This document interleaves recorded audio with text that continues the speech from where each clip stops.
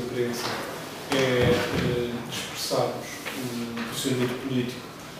sobre a proposta já conhecida, a proposta de alteração à Lei de Finanças Regionais. Nesta nossa conferência de imprensa e no texto que tem em mão, portanto, ele tem duas partes. Um, que é o processo crítico que contribui para que chegássemos hoje à atual situação de catástrofe económica e social, e onde descrevemos este processo que teve a ver com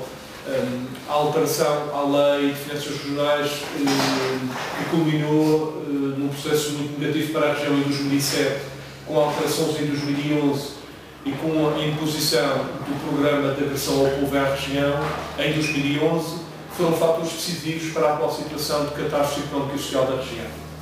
E uma segunda parte, que é mais especificamente uma abordagem à atual proposta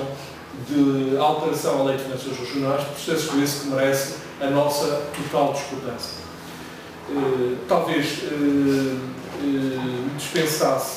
nos dispensassem de ler a primeira parte, que é o processo mais de contextualização histórica do que foi este processo entre 2007 e 2011, mas é um processo importante de contextualização para percebermos que não chegamos por acaso a esta situação e que na base há uma proposta extremamente negativa da responsabilidade do Governo do PS sobre a Lei de Finanças Regionais, ao qual nós nos opusemos e apresentamos propostas concretas da alteração e um novo projeto alternativo. O peso que teve essa Lei de Finanças Regionais, na medida em que nos cortou, só entre 2007 e 2009, mais de 157 milhões de euros, não é coisa pouca. Depois disso, as alterações impostas em 2011 à Lei de Finanças Regionais e o programa da Troika, e tudo isso não é indiferente à situação de catástrofe económica e social em que hoje chegamos. A partir de agora, temos um novo processo e passaria exatamente a especificar a abordagem mais pormenorizada sobre a atual proposta do PSD e do CDS. Se o anterior processo legislativo atentou contra princípios fundamentais da autonomia e lesou direitos e o interesse financeiro das regiões autónomas, a atual proposta legislativa sobre finanças regionais, que é da responsabilidade do PSD e do CDS, merece a nossa completa discordância pelas seguintes razões. Primeiro, a proposta do Governo PSD e CDS ataca a autonomia e subverte princípios basilares pelos quais deveria reger a mais elementar autonomia financeira das regiões autónomas. Há, desde logo, uma grosseira subversão do princípio da solidariedade nacional em relação às regiões insulares distantes. A proposta do Governo PSD e CDS ignora que é dever do Estado, aliás, dever constitucional, é dever do Estado assumir solidariamente os custos das desigualdades derivadas da insularidade distante.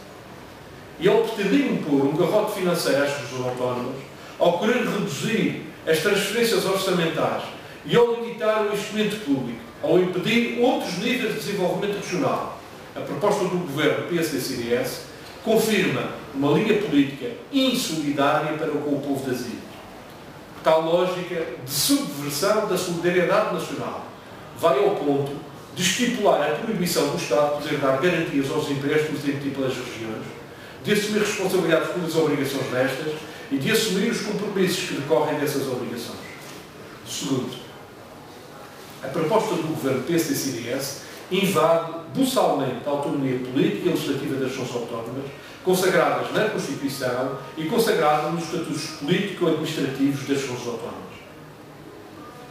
As competências dos órgãos de governo próprio das regiões são postas em causa nos diversos exemplos de inaceitável intromissão centralista e quanto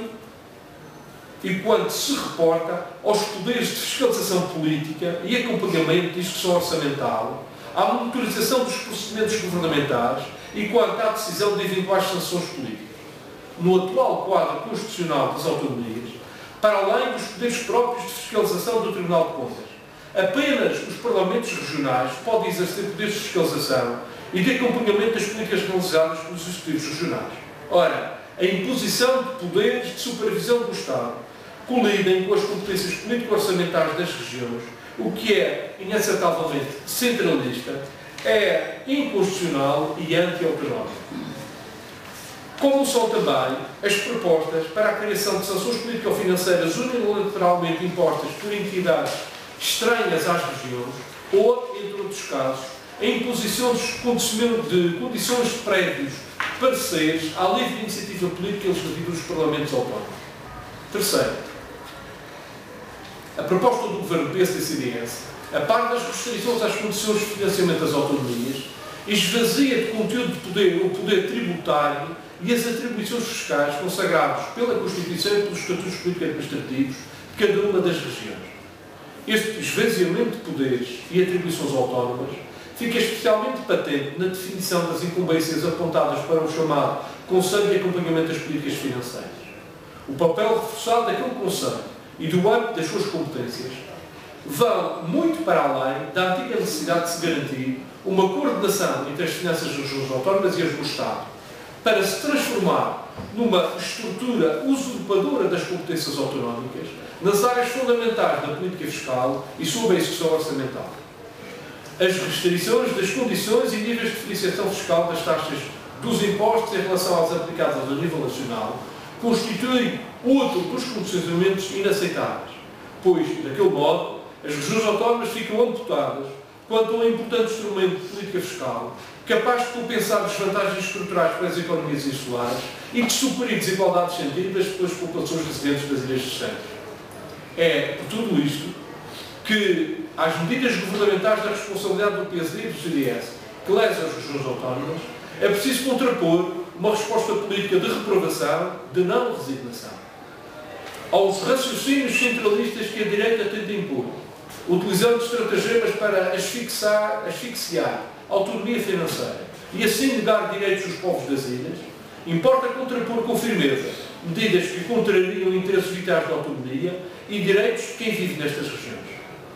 Em tempo próprio, apresentaremos, em alternativa às injustas pretensões do PSD e do CDS, propostas específicas para uma justa revisão da Lei de Finanças Regionais.